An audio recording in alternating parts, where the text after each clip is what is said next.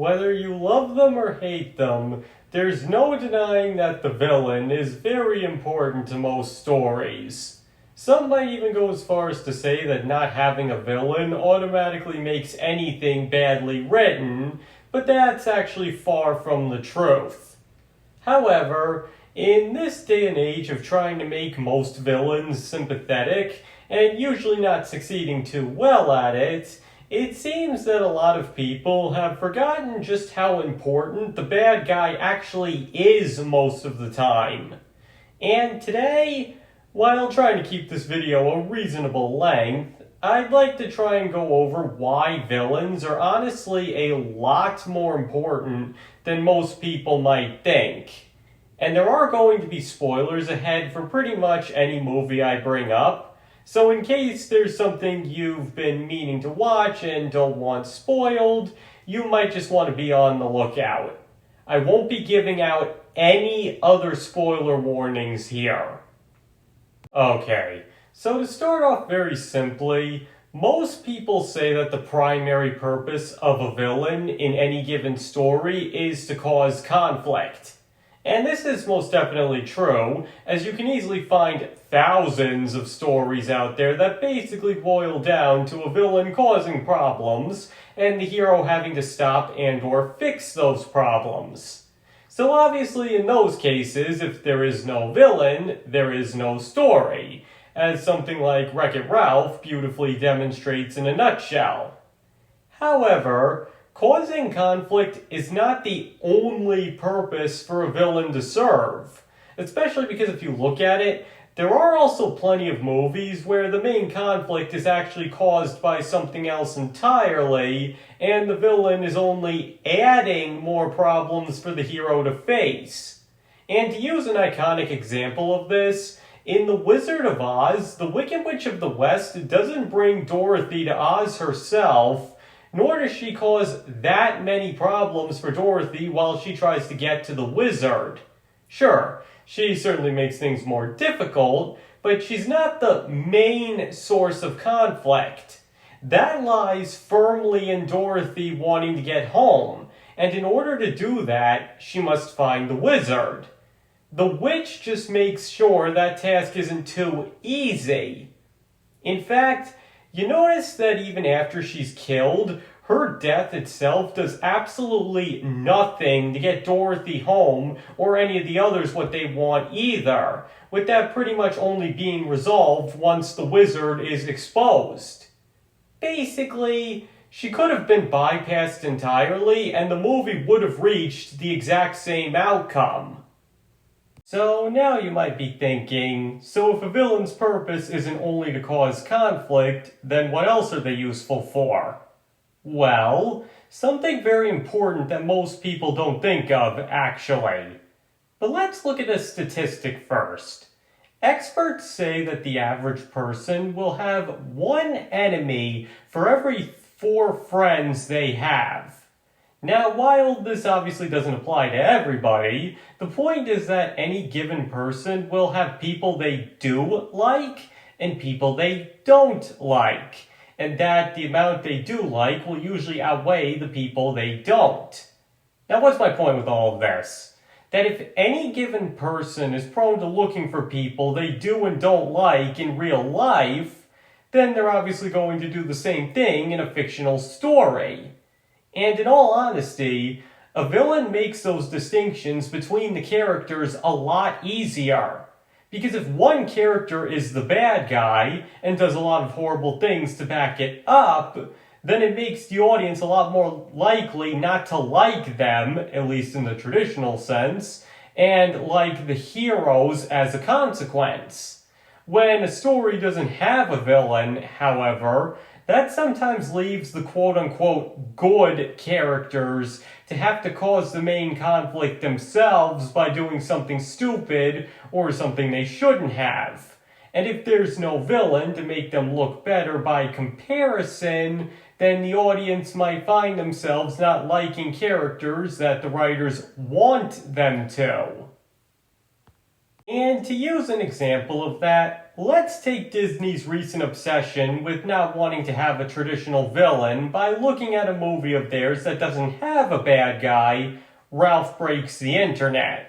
And because there's no villain, the entire conflict is caused by Ralph and Vanellope's constantly making poor decisions. And it quickly gets to the point that they both come across as unlikable, unsympathetic brats and only a shell of their former selves. And while part of this problem is because there's no bad guy to cause the conflict, the other problem is that there's no villain to make them look better in comparison to.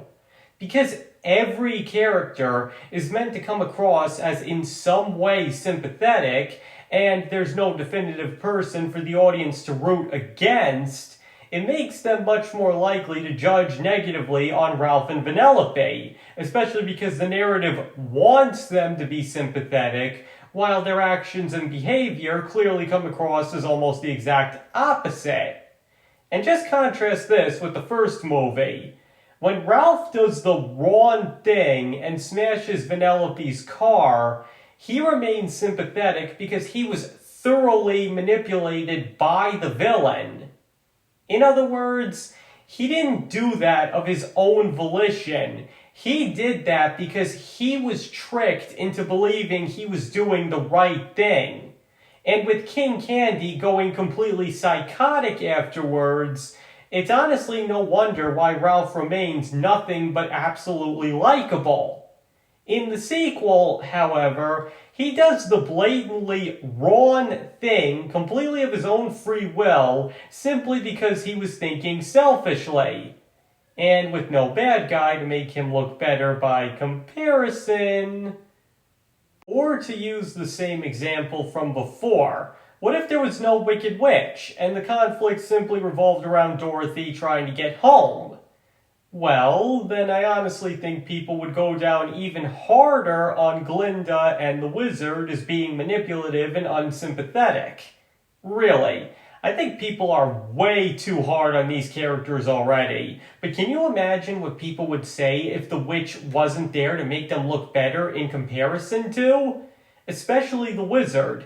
He's simply a frightened man who ultimately does mean well, and compared to the witch, practically looks like a saint. And that's what's crucial here. An important job of the villain is to make the good guys look all the better by comparison. And that's the plain truth. The villain is indeed sometimes used to make who are supposed to be the good characters look good simply because they're better than the bad guy. And while it doesn't always work, it is actually pretty effective all around. And to use another quick example of that, while Peter's bonded to the symbiote in Spider-Man 3, he acts like a pretty big jerk at times. But what keeps him sympathetic is that the audience knows he's only acting that way because of the symbiote, and because of how he looks next to Eddie Brock. Especially because while Peter is eventually able to see the evils of the symbiote and reject it, Eddie becomes an all-out psychopath when bonded to it and reacts to committing cold-blooded murder by simply tossing Harry's body aside like yesterday's meatloaf. Again, Brock, even before bonding with the symbiote, is so bad that it's impossible not to find Peter sympathetic by comparison. Heck, he even manages to make Flint, another bad guy, look all the more tragic next to him. Sure, maybe it wasn't the best written movie, but in that regard, the comparisons work perfectly. And that's another thing villains are often used for, to help convey a movie's theme. For instance, the moral of Beauty and the Beast is that true beauty comes within. So in order to drive this point home, the villain is a man who's outwardly handsome, but has, in the words of one of the writers, the heart of a pig. So in this case, the movie not having a bad guy would actually make it unnecessarily harder to get that message across. The Beast is ugly on the outside, but beautiful at heart, while Gaston is beautiful on the outside, but ugly on the inside. In all honesty, you can't deliver a moral much more effectively than that. Though I have noticed that people have gotten tired of this particular use of the bad guy, since this template is often used in superhero movies where the villain is a parallel to the hero and usually a dark reflection of what they could have become. But let's instead take a look at a movie that used this in a rather different, but no less extremely effective way. And that would be Blade Runner. And what's particularly impressive in this case is that they managed to pull this off with a sympathetic villain. Because in essence, Roy Batty and Rick Decker are parallels of each other, only it's much more complicated in this case than just good and evil. Because what the movie is trying to show us is that Decker, a human, has become little more than a machine. He's generally emotionless, seems very apathetic to everything, and his job is basically to kill human-like robots.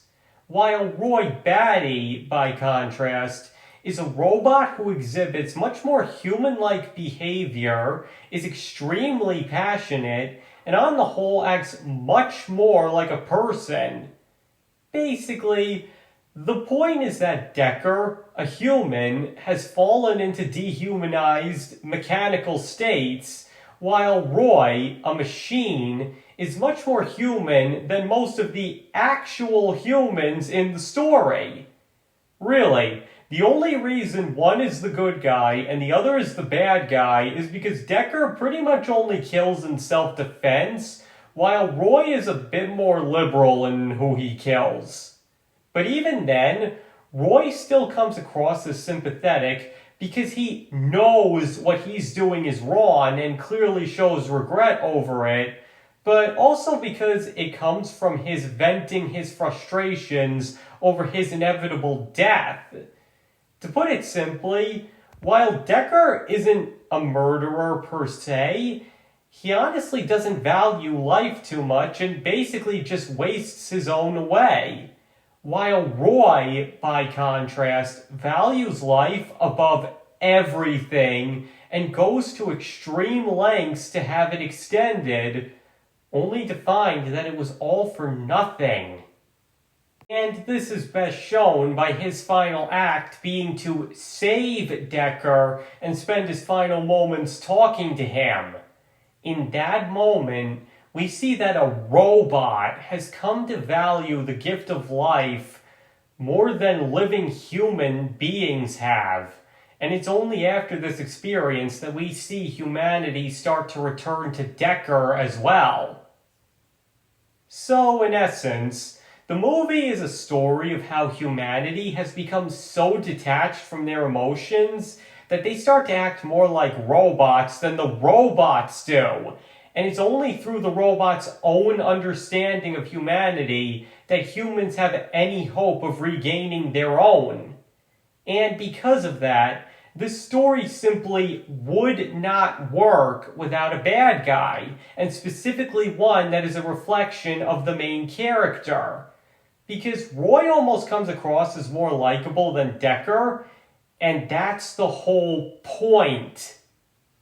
And to give a third, and perhaps most important, reason, it would be that audiences simply love watching the bad guys be bad guys.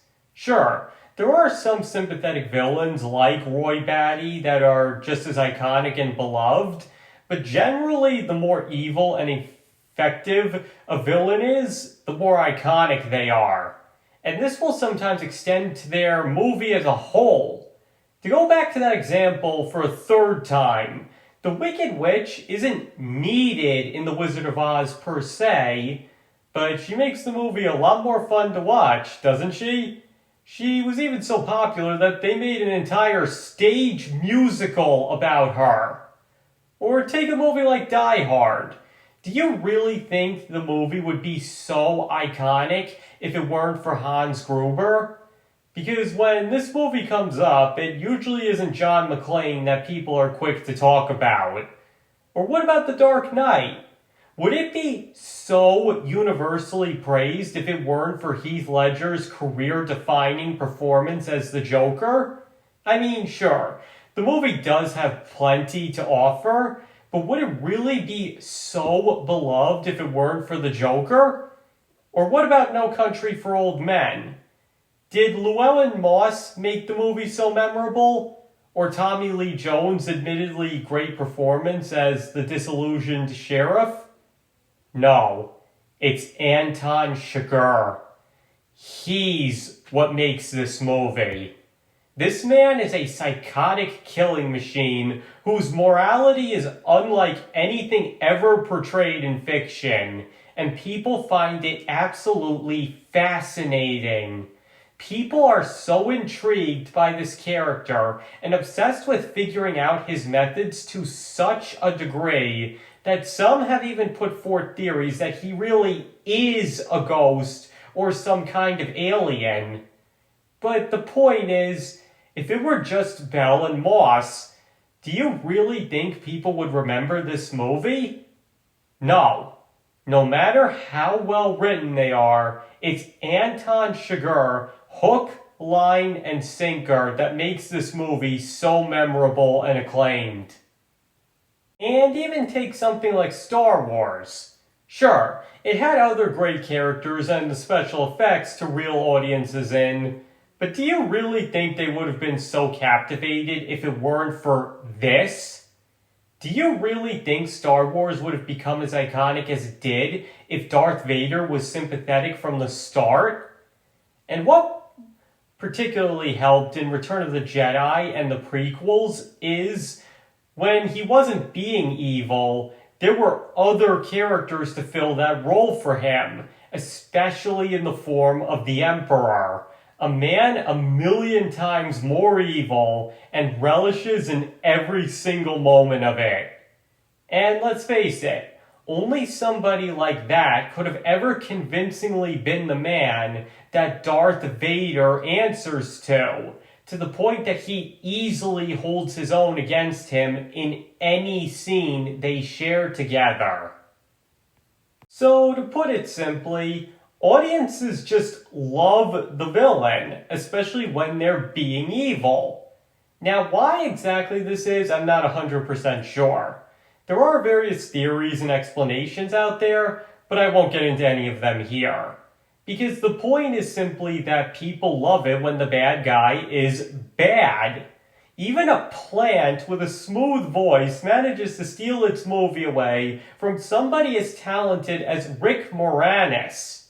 And this point, combined with the others I brought up earlier, should be enough to demonstrate why having a villain is necessary to most movies.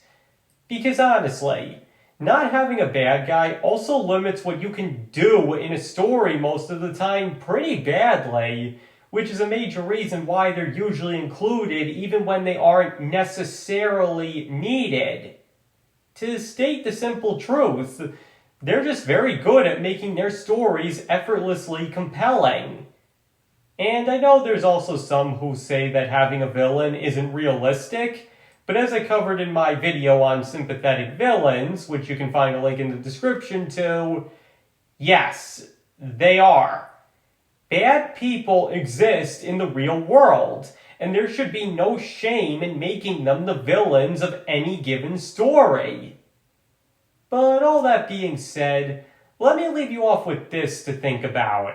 Aside from superhero movies, where traditional villains are pretty much a guarantee, one of the only movies of the 2010s to have a traditional bad guy that was simply evil and competent went on to not only be one of the most acclaimed villains of the whole decade, but was also in one of the only movies from that same decade to be acclaimed and beloved by both critics and audiences across the board.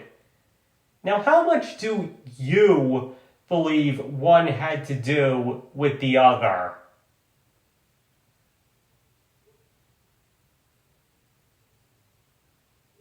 Alright, I think that was pretty much everything I wanted to say.